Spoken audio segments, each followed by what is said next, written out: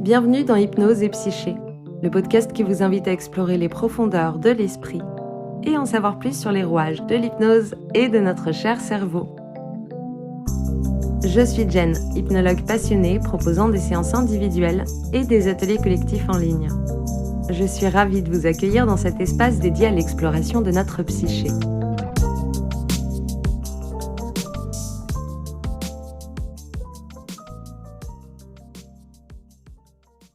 Je vous le disais dans le premier épisode, l'hypnose ne peut pas vraiment être considérée comme un état spécifique. Dire qu'il existe un état d'hypnose n'est pas vraiment juste et limiter l'hypnose à un état modifié de conscience, c'est justement très réducteur. En revanche, il y a bien un lien entre hypnose et état de conscience modifié, que l'on peut aussi appeler état modifié de conscience ou encore EMC, et c'est tout le sujet de cet épisode. Je me dois de souligner en revanche que la notion d'état de conscience modifié dépasse largement ce que nous aborderons aujourd'hui et les quelques exemples que je vous citerai.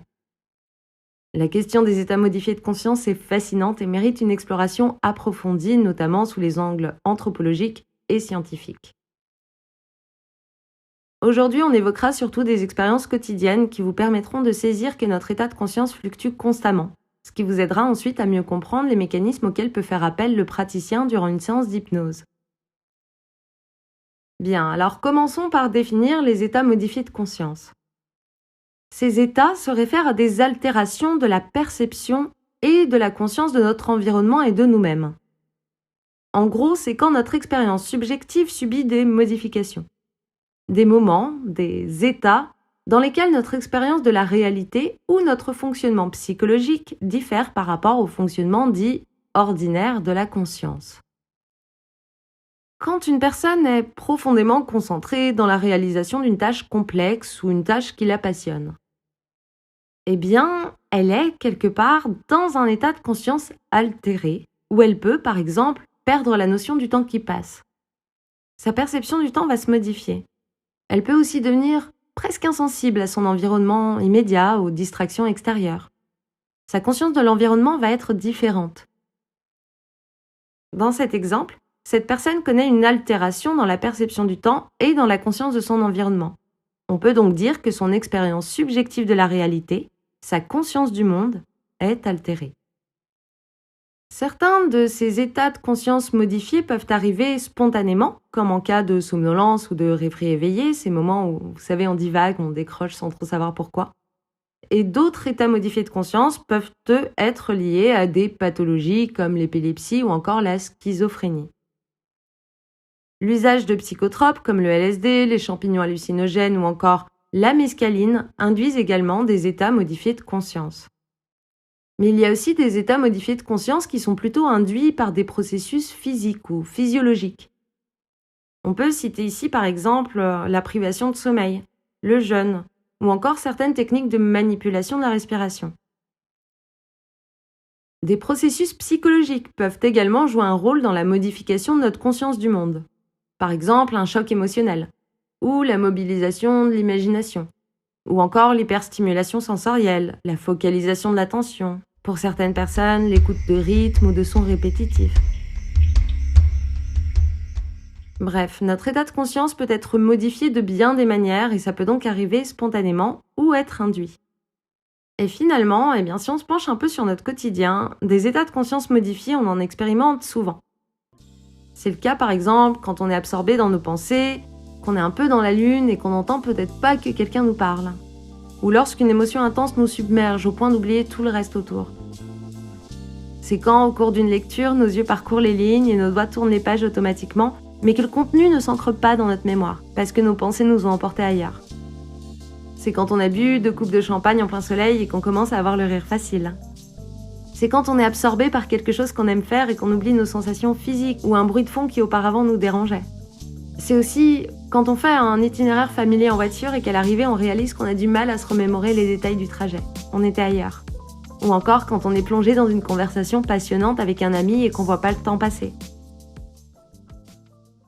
Bon, alors beaucoup de praticiens en hypnose se servent de ce genre d'exemple pour décrire l'hypnose.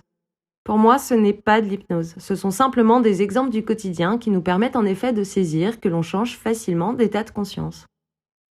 Que notre état de conscience fluctue constamment. et en fonction de plein de choses d'ailleurs, de notre état physiologique, du moment de la journée, mais aussi des circonstances, de l'activité qu'on pratique et des personnes avec qui on interagit. En fait, c'est juste le propre de l'esprit humain d'osciller entre plein d'états.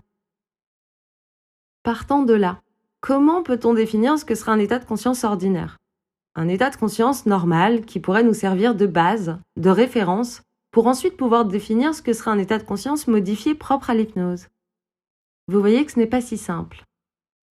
Alors, on pourrait se dire, oui, si on n'arrive pas à définir ce qu'est un état de conscience ordinaire, on peut peut-être définir ce que sera l'état de conscience modifié propre à l'hypnose en observant ce qui se passe dans un cerveau sous hypnose. Eh bien, non, pas vraiment. Si on creuse un peu et malgré l'avancée de l'imagerie cérébrale, les traces neurobiologiques qu'on observe sous hypnose ne sont ni univoques ni exclusives.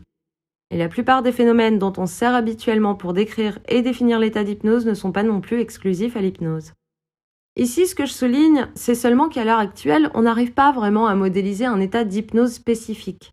Peut-être que c'est simplement que nos outils d'imagerie cérébrale ne sont pas encore assez pointus. Il faut également prendre en compte que ça doit être compliqué d'effectuer des mesures alors que notre état de conscience change constamment, y compris durant une séance d'hypnose. Si on a aussi beaucoup de mal à modéliser ce phénomène, c'est parce que les expériences hypnotiques sont hautement subjectives. L'expérience que vit quelqu'un en hypnose lui est vraiment propre. Les chercheurs et scientifiques ne peuvent donc pas directement observer ou chiffrer l'ensemble du phénomène. Donc pour l'heure, et comme je vous le disais dans l'épisode précédent, l'hypnose ne peut pas être considérée comme un état modifié de conscience spécifique. En revanche, les techniques utilisées par l'hypnotiseur peuvent en effet induire des états modifiés de conscience. Les techniques que nous utilisons en séance viennent en effet modifier votre expérience subjective de la réalité. Et en fonction des techniques utilisées et des suggestions que nous faisons, nous pouvons induire des états très variés finalement. Ça ne s'arrête pas aux états de relaxation auxquels certains praticiens semblent très attachés. Bref, en fonction de l'état induit et de la manière dont l'hypnotiseur induit l'état, il n'y aura pas les mêmes changements au niveau de l'activité cérébrale du sujet. Et c'est assez logique finalement. Si l'hypno vous dit de porter votre attention, sur les bruits de la pièce par exemple, il n'y aura certainement pas la même activité cérébrale que s'il vous demande de vous souvenir de vos dernières vacances. Et quand on comprend ça, quand on comprend qu'en fonction des techniques et des suggestions effectuées par l'hypnotiseur, on n'aura pas la même activité cérébrale, ça nous aide aussi à comprendre que c'est compliqué d'arriver à un consensus sur ce que serait l'état d'hypnose. Durant une séance d'hypnose, on n'induit pas vraiment un état d'hypnose, mais différents états de conscience modifiés. Différents états hypnotiques, on pourrait dire. Et ces états-là vont être en partie, et j'insiste bien sur le « en partie », conditionnés par les suggestions de l'hypnotiseur. Et finalement, les états de conscience modifiés constituent seulement un élément parmi d'autres dans la pratique de l'hypnose. Ils sont intégrés dans un processus beaucoup plus large. Comme je vous le disais dans l'épisode précédent, l'hypnose ne commence pas seulement lorsque je vous invite à porter votre attention sur ma voix ou à fixer un point au mur. Quand on parle d'hypnose, on doit aller bien au-delà de la notion d'état de conscience modifié. Je vous le disais aussi dans l'épisode précédent, derrière l'hypnose, on retrouve des composantes psychologiques, physiologiques et sociologiques. Et une interrogation vient naturellement à l'esprit. Si on considère que les états modifiés de conscience ne sont qu'un élément de l'hypnose, est-ce que d'autres éléments pourraient avoir autant, voire plus d'importance que l'induction d'un état modifié de conscience ? Comme par exemple les attentes du sujet ? Je ne m'aventurerai pas à essayer de répondre à cette question aujourd'hui. Elle a déjà suscité l'intérêt de certains chercheurs, comme vous pouvez l'imaginer, mais on se garde tout ça pour un prochain épisode. Pour aujourd'hui, retenez que l'hypnose peut difficilement se limiter à un état spécifique. Voyez plutôt l'hypnose comme un large spectre d'expériences, de processus et de phénomènes qui fluctuent en fonction de multiples facteurs. Gardez aussi à l'esprit que la richesse des expériences que l'on vit avec l'hypnose ne peut se limiter à des définitions strictes ou encore à ce que je peux vous exposer dans ce podcast. L'univers de l'hypnose est aussi fascinant à découvrir qu'il est délicat à expliquer et à saisir. Les contours de l'hypnose s'estompent et se réinventent au fil de nos perceptions, de nos croyances, de nos motivations et de nos attentes individuelles. Les contours de l'hypnose se floutent dans la manière dont chacun de nous expérimente le monde.